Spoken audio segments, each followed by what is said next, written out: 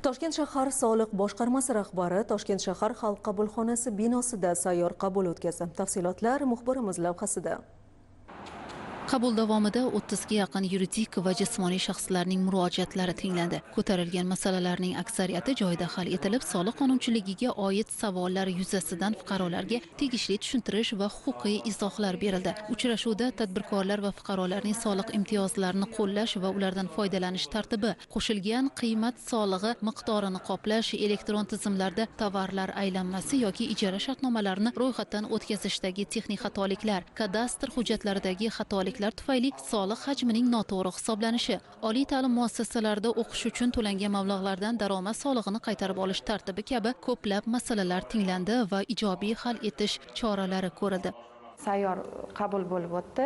Muammom shundan iborat ediki, barqarorlik reytingimiz eng pastki pog'onasida tushib ketgan edi. Shu bois biz shot fakturalar yuborayotganimizda o'zimizni kontragentlarimiz bizdan qabul qilishmayotgan edi. Sababi mana shu barqarorlik reytingimiz past bo'lganligi bo'yicha. Chunki uni riski baland bo'ladi. Shu boisdan biz mana shu masala bo'yicha yordam so'rab keldik. Uchrashuv bizga foyda berdi, chunki bizni duch kelgan kamchiliklarimizni, muammolarimizni mas'ul xodimlarga aytib, shu joyi o'zida hal qilib berishdi. Tez-tez shunaqa uchrashuvlar bizga tashkillashtirib tursa, biz albatta kelamiz. Yakkasaroy tumanida ham tadbirkorlik subyektlari vakillari ishtirokida ochiq muloqot tashkil etildi. Unda ishbilarmonlar tomonidan soliq hisobotlarini yuritish, elektron xizmatlardan foydalanish, soliq imtiyozlarini qo'llash hamda yer va mol-mulk soliqlarini hisoblash, ijara munosabatlarini qonunchilik asosida rasmiylashtirish hamda prezidentimizning tegishli farmonida belgilangan imkoniyatlarga oid qator savollar ko'tarildi.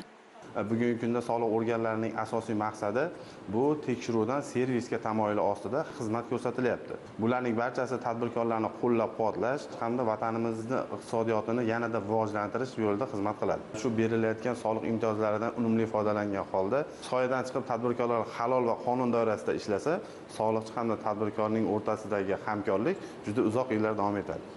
Har bir murojaat yuzasidan amaliy tavsiyalar berilib, mavjud muammolarni hal etishning huquqiy mexanizmlari batafsil tushuntirildi.